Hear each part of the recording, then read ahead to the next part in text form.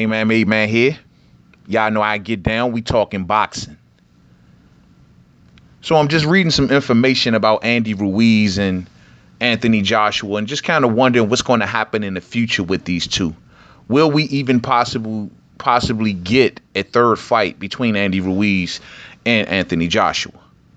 The question is, does Andy Ruiz honestly have to earn a fight with Anthony Joshua? And if you believe that the answer is yes, then why is such?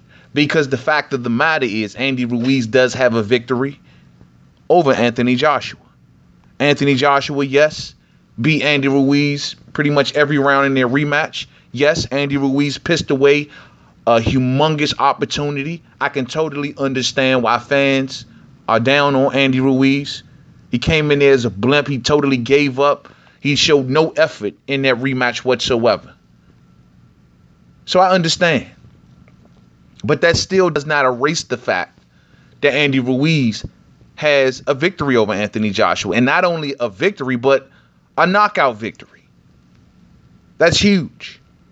Now, regardless how you may feel emotionally about Andy Ruiz because of the opportunity that he threw away and how many people were invested into that fight, whether you went to that fight or you paid to see that fight and Andy Ruiz showed up in the shape that he showed up, I totally understand.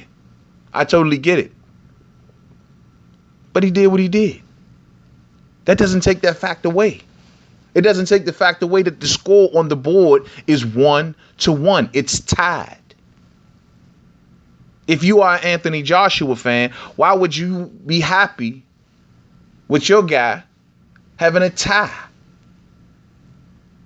You may say, Main Man, well, I'm so impressed that he dominated him so much in the second fight. Well, there's no need for a third fight. But then you can't say that when you can honestly say that that was not the best version of Andy Ruiz that we've ever seen. Nowhere near. Andy Ruiz is a much better fighter when he comes in better shape. He was getting better. He was working on some things since his Joseph Parker loss. And so you got to ask yourself, if Andy Ruiz gets his head back, does he have to do a bunch of astronomical things, such as beat this guy, to get the fight back with Anthony Joshua? Now, remember, on Andy Ruiz's social media, he posted, and I quote, "I got the first one. You got the second. Let's run it back a third time and see what's up," end quote. The reaction from the UK fans more so was negative. They wasn't interested so much. They were more interested in dumping on Andy Ruiz. Andy Ruiz still has a fan base. Andy Ruiz still brings a lot to the table as being the first Mexican heavyweight champion. So he brings a lot to the fight and still has the knockout victory over Anthony Joshua. And also the way Anthony Joshua beat Andy Ruiz in the rematch, which was, as a boxing aficionado myself, of course, I'm impressed. Maybe as an Anthony Joshua fan, you're impressed. But as a lot of casual fans, especially fans from the former eras of the heavyweight division, from the 80s and seeing the 90s heavyweights, and they know what heavyweight boxing is supposed to look like, a lot of people may not take too much of a liking to what Anthony Joshua did. And they may say, well, that was, basically Andy Ruiz it could be said he beat himself. He could not keep up with the slimmer, trimmer, different game plan of using movement. You working behind the jab version of Anthony Joshua, a version that we've almost never seen before. Something almost like what Tyson Fury did with Deontay Wilder. But once again, does Andy deserve the respect to be able to get an opportunity to come into the fight the right way? In my opinion, I think Andy just needs to earn the fight back through the fans.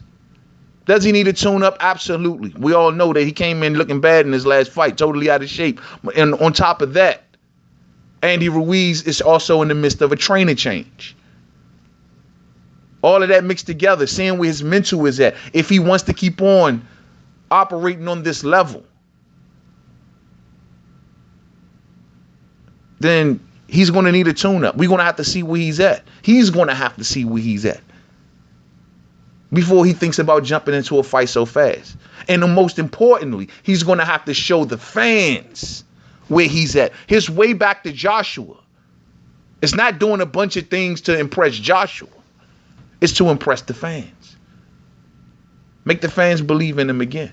And that would take maybe one tune-up, one good tune-up of a decent caliber of a name. I don't know.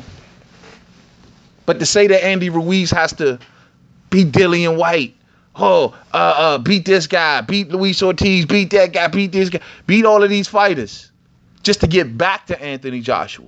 And for Anthony Joshua, whom I don't believe is running around trying to stunt and play big on Andy Ruiz, I don't see that. I see a lot of his fans doing that. But I think I think Anthony Joshua will be fine with giving Andy Ruiz the third fight if Andy can earn the respect of the fans back. And I think that's the only piece of the puzzle that we possibly be missing. And I'm giving Anthony Joshua the benefit of the doubt for that.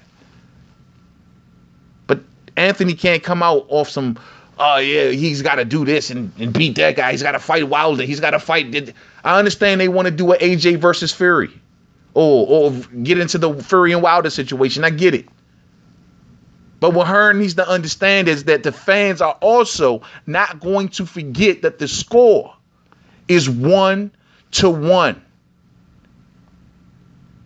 One thing that Matchroom and Eddie Hearn has been trying to do with this situation is almost, in a way, make fans forget. There's been other names that Eddie Hearn is welcome to throw at Andy Ruiz. He wants the fan. He'd rather have Joshua more so tied into the Wilder Fury situation and have everybody put this to the back. Now, sure, Andy has to get himself together. He got to get himself together. I don't deny that. But one fight, two fights, if Andy is ready, and he's looking like he's ready, his head is back in the game. The relationship between him and his new trainer is working. Don't have Andy do astronomical things because at the end of the day, he beat you and stopped you. Some even say made you quit. I'm just saying. So let me know how y'all feel about this fight, fans. Does Andy Ruiz have to earn, I repeat, earn a shot? Can Anthony Joshua, does he have to earn? Some people may even believe, I'm going to be honest with you. Some may say that Andy Ruiz doesn't even have to do that much. Some may say that Andy Ruiz, if he wanted to, should have the right to go into it in his next fight. I'm not going that extreme, but some may say such because the fact of how he beat Joshua. How he beat Joshua. It's a shame that Andy Ruiz couldn't do anything better with the paperwork to guarantee a shot. But Andy Ruiz got an opportunity that fell in his lap. But still, some people believe that he beat him and he stopped him and made him quit or whatever you want to say. So, hey, he deserves his shot. It should be a trilogy. Trilogy and boxing go hand in hand. But, hey, I'm not that far gone, but some may believe that. But let me know what y'all think in the comment section, man. Much love to y'all, man. Thumbs up on the way out if you didn't hit it on the way in, man. All day to the next one, man. Made Man 511 on Twitter, Facebook, Made Man Boxing Forum, Instagram, Made Man. Check me out, man. Yeah, man. It's just I have a hard time believing that Andy has to just do a bunch of stuff, given his victory and a kind of victory, and just, yeah, I'm down on him right now. I think I ain't got nothing really right now super positive to say about Andy Ruiz, but one thing I can say is the fact he has that big victory. And given the way he looked in the first fight, as opposed to the second fight, we can't forget about the first fight still exists. He just need to earn it in our eyes. A tune-up. Go in there, beat a Charles Martin. Go in there and beat a Adam Kalnaki. Go in there and, be somebody decent. Not even an A level, B+ level. I think that'd be enough to convince the fans. And at that point, Joshua will be, I think, under pressure to accept, unless Hearn is going to try to wiggle out of it just to get next to the Tyson Fury situation. But we'll see. To the next one, peace.